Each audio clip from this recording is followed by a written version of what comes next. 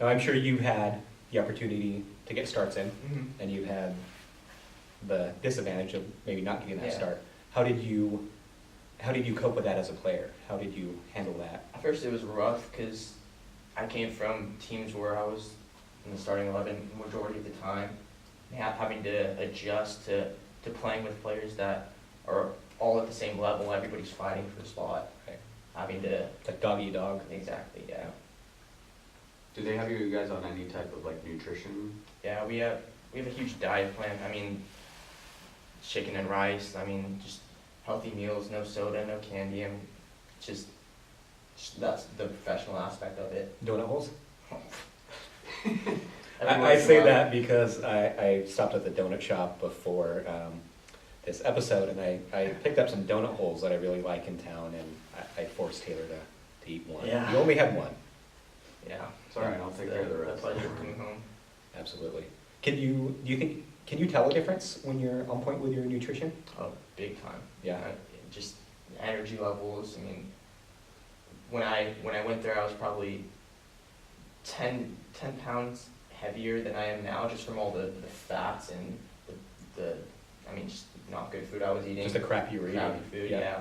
And then once I got on the plan, started losing weight, and then the upper body plans and the nutritions and the workouts started to get my weight back up. So I mean, the nutrition plays a huge role. No, it's all lean and muscle. Right. Water. Yeah, they say 80% of, the body or getting fit and looking good, 80% is nutrition. Is that it? And 20% is the workout part, but 100%. it seems flip-flops. Yeah. It The definitely mentality does. seems flip-flops. I wish it was, because I like to work out, but my diet kind of kills me. When you bring those donut holes. Yes, exactly.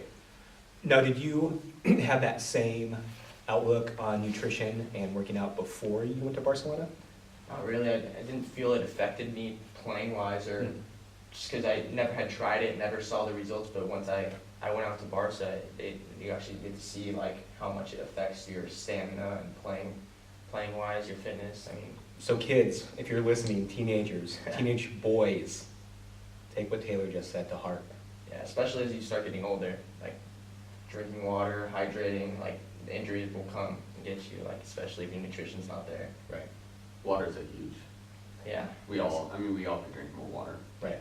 But especially when you figure you're out there running 7 miles, whatever you're doing, exerting that much energy, and you're only drinking that one little thermos of water on the sideline. It's not Right. Mm-hmm. pause as I take a sip of water here. In your position, center mid, if you play the full match, how many miles? Do they track that for you? Or I know there are stats out there that kind of give an average. I've seen probably around 9 miles, Okay. especially in the center mid because you're going box to Right. box. Yep. Yeah. Probably doing the most running. But yeah, one 90-minute game can drain you. It takes like 2 days to recover. So hydrating and nutrition plays such a big role. Now, if I told you let's go outside and run at 9 miles, are you down? Oh no. No. Like, that's boring. What's the point of doing that? Exactly. Put a ball at the feet and Yeah. yeah, that's a different Now story. you can win. Yes. Oh, that leads us into a good question. Do you love to win or do you hate to lose? Oh, I love to win. Yeah. I think a lot of people put like so much pressure on winning and set winning as a priority that it becomes that instead of an achievement. So Right. I think when your expectations, they should be high, but when they're not that high, winning just becomes so much more enjoyable. Yeah, I hate to lose also though. Losing sucks. Competitor through and through. Yeah. That's Yeah. the competition side. Absolutely. What do we want? Oh, injuries. Have you had to deal with any major injuries through your playing career? Multiple. 16, broken leg from a bad tackle. Ooh. Snapped my tibia all the way through. That was like a 6 to 7 month injury. Oh my lord. Do you have any metal in it, or? Not my leg. Okay. And then last year, same thing, just a bad tackle and snapped my collarbone. That required surgery, so I had a metal plate in there. 6 months again. Jeez. So, I mean, that's probably the worst part of, probably my least favorite part of the game. What did that do to you mentally going through that rehab process for those injuries? Mentally, it made me tougher. I mean, you definitely need to be patient, not just going through the injury, but after as well, because it takes time to get back to the speed of play, getting your confidence back. I mean, that was probably the toughest part. Confidence? Confidence, Yeah. yeah, took a while. I mean, being out there, I went out for the tryouts 6 months after my injury, so it was my first time playing since my shoulder. And I was able to get through the tryout, make it just using my knowledge and Yeah. smarts of the game, and then actually getting in there, it took about 3 months to get the speed of play back, get my confidence Got back it. to where it was. Do you feel right now that you're playing the best soccer you played? Getting there, Yeah. I think, Okay. yeah, I think I'm getting better every day, but at my peak, no, I don't think I'm there yet. No. Yeah. Nice. You were talking about soccer knowledge, or knowledge kind of carried you through because you were coming off that injury. That was the Mhm. first time being back on the field, was for that tryout. And what do you want to say about like soccer knowledge, soccer IQ? How important is it? I think just having a knowledge for the game can take you further than anybody else, because you could be the same at the same level as one kid, but you could have more knowledge, and that could take you just further. I mean, watching games, looking at videos. I mean, I spent my whole childhood watching Ronaldo videos and just learning, watching the game my whole life, playing FIFA. Just all that stuff kind of plays a huge role into the way you look at the game and kind of just assess it. I think it's a big part. So video games aren't bad. FIFA, no. Yes. It's kind of funny because talking about FIFA and the video games, I know some moms, some dads even don't want their kids spending a lot of time on the playing those games, but I actually think it's good for them. Yeah, look at the different formations, how teams play. I mean, just little combinations in the game, just little stuff you could pick up. I mean, from a video game, it's pretty good, you guys. Right. Yeah, they've actually invested a lot into the video games, you know, as far as formations go, Mm-hmm. team Yep. strategies, like how teams play, and it's pretty remarkable.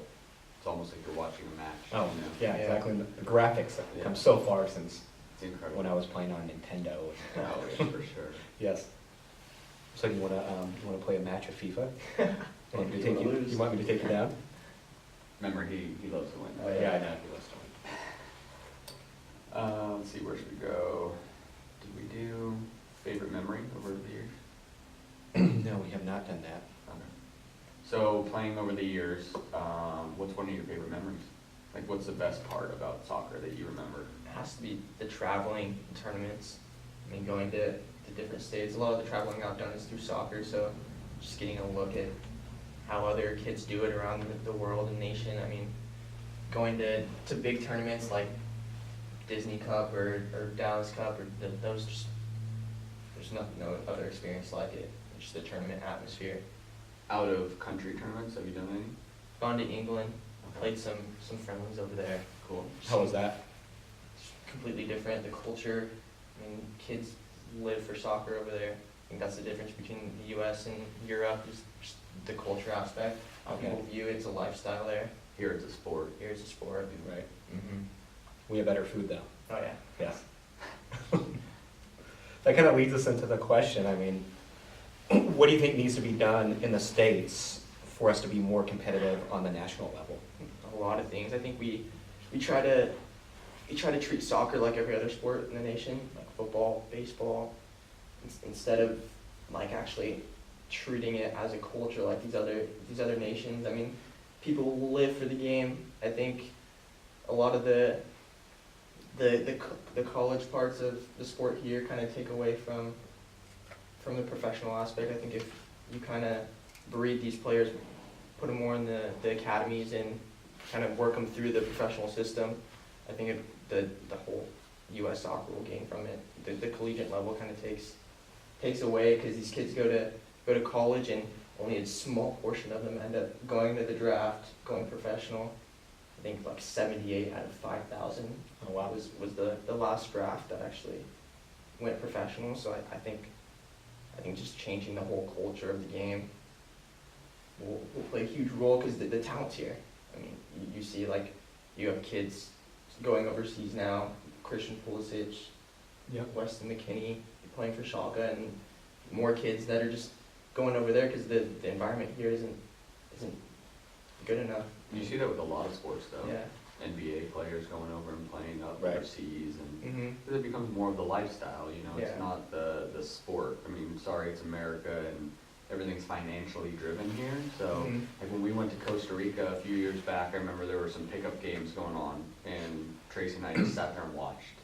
Like it was just watching these people just have fun, and the family was involved, and you know, it was like the next day the uncle had like a whole group of kids out at the field playing, and just like doing like a training session or just working with the kids, and they were laughing, and I can promise you there was no money involved. Mm-hmm. Right. Whereas here, it's like your uncle wants to go out, he wants $5 a head, it's from 6:30 to 7:30, please bring your own ball. It's like, there's, you know, it's America. They just enjoy it Yeah. and love the game. I mean, like, that's You all. probably see a lot of pickup games too over there. Oh yeah, just in the streets, set up little goals with like grocery carts or Mhm. baskets. I mean, And here everyone's so But you concerned have- about, You had to sign like what liability forms and stuff to play though, right? yeah, Yeah. yeah.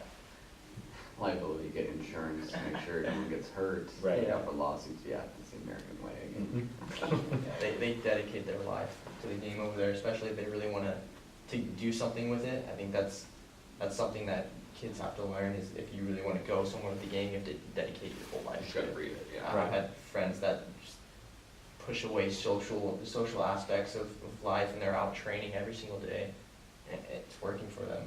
I mean, So after saying that, going back and if you rewind the clock, what would you tell like the 13-year-old version of you? don't get distracted. I think distractions play a huge role too.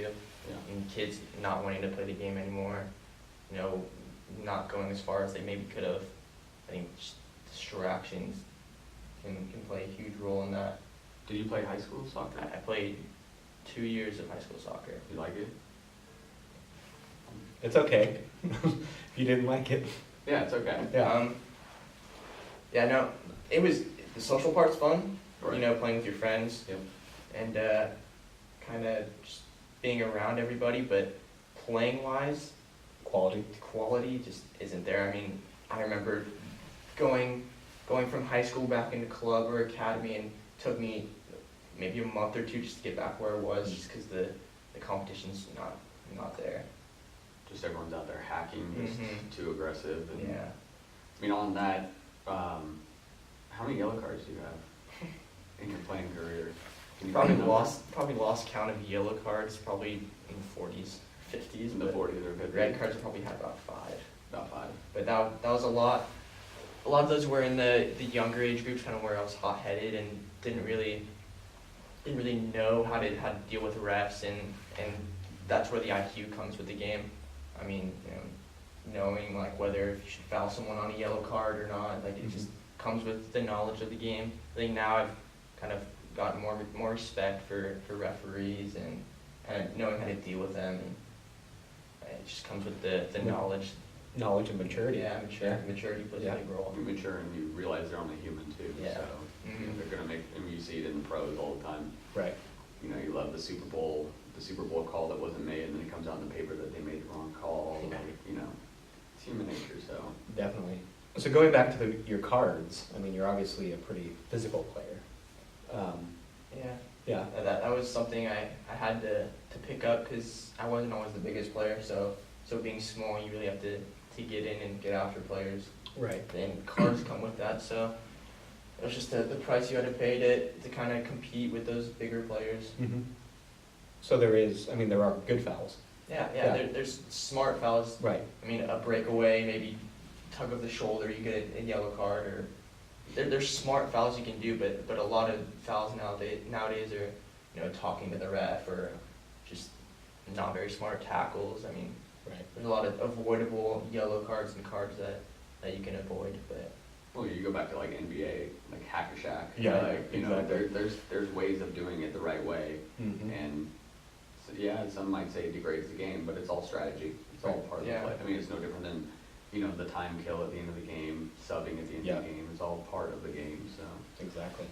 How do you deal, let's say you commit a foul, like there's that breakaway and you grab that kid, you know, on the shoulder, and then the sidelines go crazy, the parents go like, just, do you hear parents? when I just block out the parents. I mean, when Yeah. I'm playing, like, I'll hear every once in a while, but whatever the parents are going on about, just kind of through one ear out Okay. the other. And it doesn't really affect me. We said earlier that, you know, parent involvement, parents weren't really pushing you that much. Is there, what's your view on parents? Is there too much, like, pushing, too much? I think there, Focusing on the wrong things, maybe? yeah, I think there needs to be a difference between influencing the players and guiding. I think that's one thing that helped me is my parents never influenced me to make a decision or never tried getting me to do certain things. They kind of guided me throughout the game and just gave me choices or gave me options. So I was always making my own decisions, which helped me. I think parents nowadays are too strict, they want their kids to win, they want their kids to be on a winning team. I think if they just sit back and watch the game and Enjoy the ride. Yeah. I think that's the difference between here and other countries too, is parents aren't involved as much.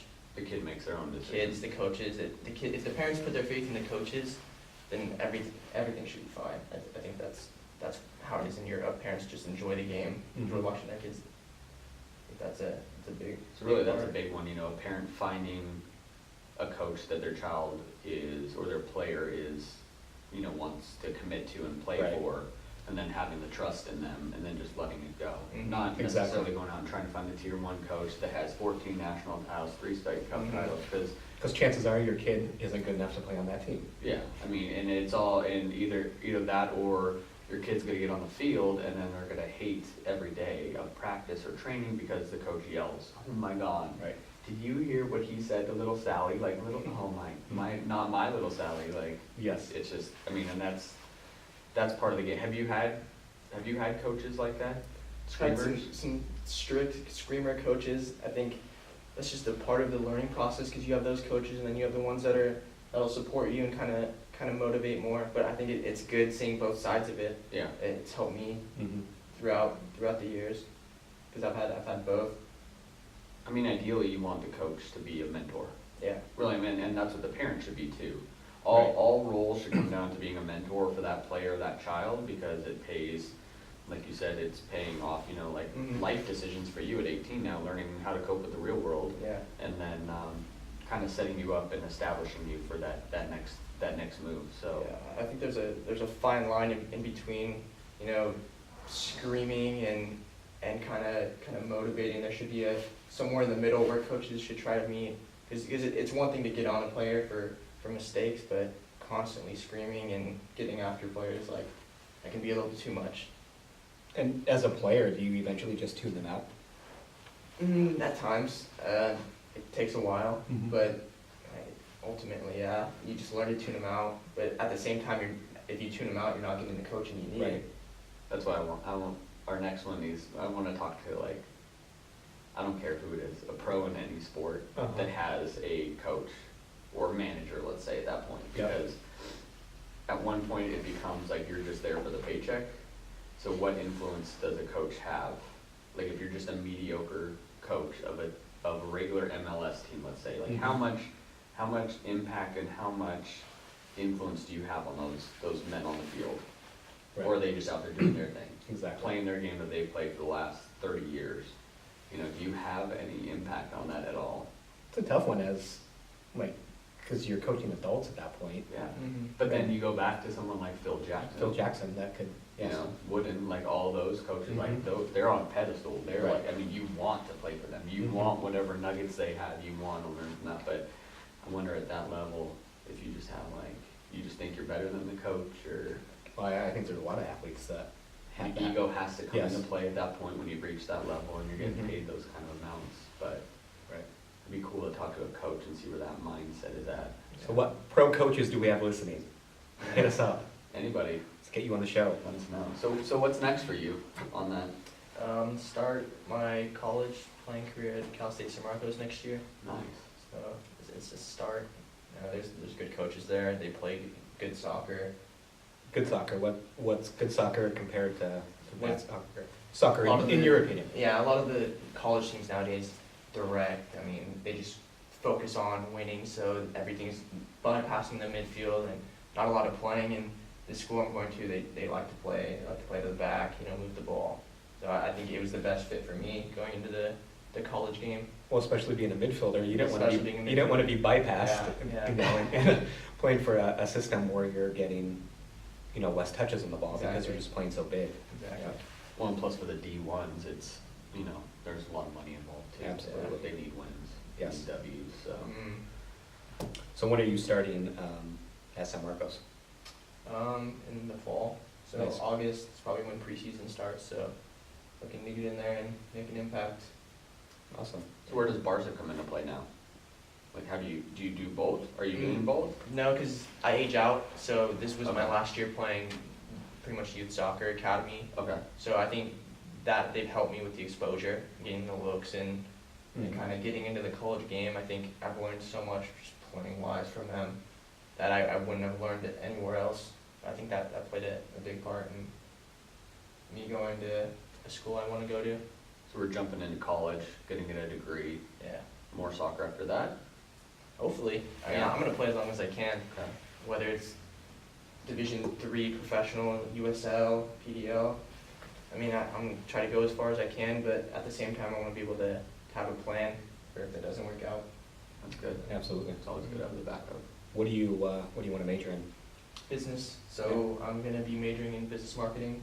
Okay. Pretty broad major to get into. Right. There's a lot of careers you can get into with that, so.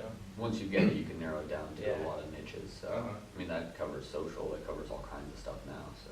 Yeah. Maybe you can land a spot with a Man U or something. There you go. Hopefully. Yes. That'd be cool. So you're United in that city? Oh, United all the way. Okay. Just in case there was any confusion. Where do you think clubs are failing their players? I think there's a lot of clubs that don't push their players to go onto the higher levels. I think they like to have those good players in their teams, which is good, but at some point you should push them to go play DA or ECNL or go play at a higher team. There's a lot of coaches that like to restrict their players and kind of just keep them to themselves. Mhm. Doesn't help the players much. I mean, it helps the coaches, but Right. Coach's ego comes into play. exactly, yeah. Mhm. More notoriety for them, and better for the club, and it's a financial thing too, Mhm. you know, Comes down to that dollar. America. Yes. Hashtag? Hashtag America. So what's some advice for like the teenage player out there right now? Like that's listening to you and wants to get through the academy levels or get to college? Distractions. I think distractions and confidence are two of the biggest things. So, confidence, I mean, that can take you as far as you want. I mean, if you don't have confidence, you're not going to grow as a player and kind of be successful. Same with the distractions. I mean, like we talked about earlier, distractions can play such a big part. Yep. It's on confidence, building the soccer IQ, Building learning soccer more of the IQ. game. Yeah, trusting in your own abilities and just yeah. Are you okay making mistakes on the field? Yeah, but there's a certain point where you make too many.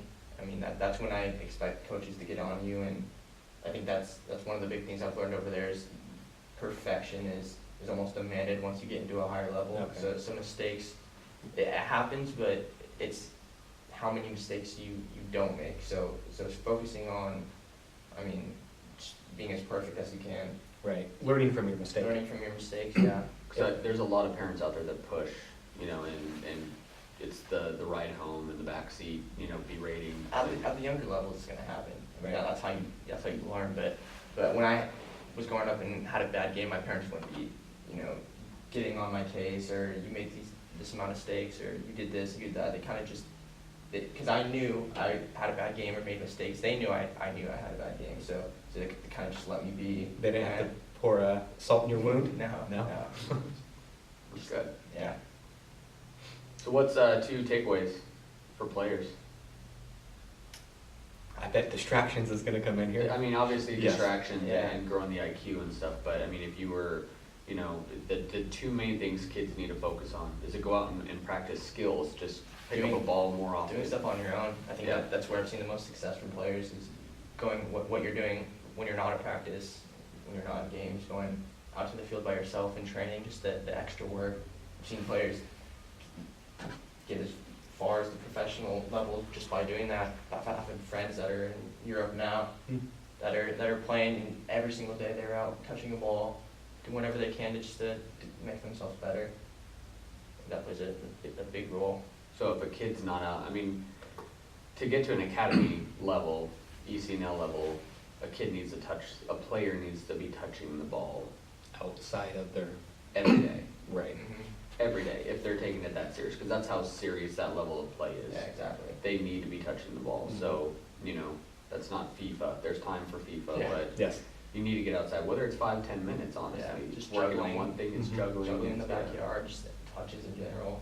I mean, more touches, the better you're gonna get. Or even going to the field and just dribbling, Exactly. just dribble around the field, instead of running around the field, running a mile, run with the ball at your feet, Mhm. Just get used to that ball play, and then probably another good takeaway for players would be the nutrition side of things. Nutrition, Right. yeah.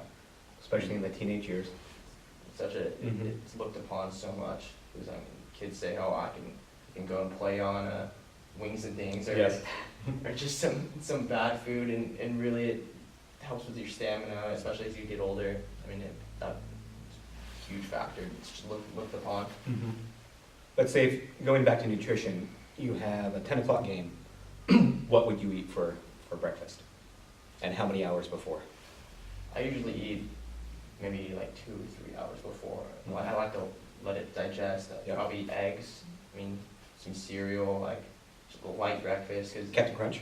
yeah, no Captain Crunch. Cocoa Puffs. Yes. Raisin bran. I mean, Good stuff. Cheerios. Right. Some stuff that's not gonna to weigh you down and feel like your stomach's just. So not a breakfast burrito from Alberto's I mean, with the sausage, bacon, and some people can play Ham? play on that. yeah. I can't. I mean, but yeah. All right. All right, well, good, man. I appreciate you coming by. Thanks for sharing all of this with us. Wait, before we end it, we did 2 takeaways for players, but what would you tell the parent listening? So the parent that maybe has a younger, just getting into club, and then the parent that has a teenager in the game. For youngers, just to let them get a feel for the game. I think kind of the same thing. You put trust in the coaches, see how your kid develops, and just enjoy it. I mean, because ultimately, like, they're either gonna grow up and they're gonna not want to play anymore. Or they might want to take it to another level. So I think parents should just sit back. I mean, especially at the older ages too. I think that's. Just let go of the reins and just. I see a lot of yeah. kids that they end up not playing the game anymore just because their parents push them so much. So I've seen it.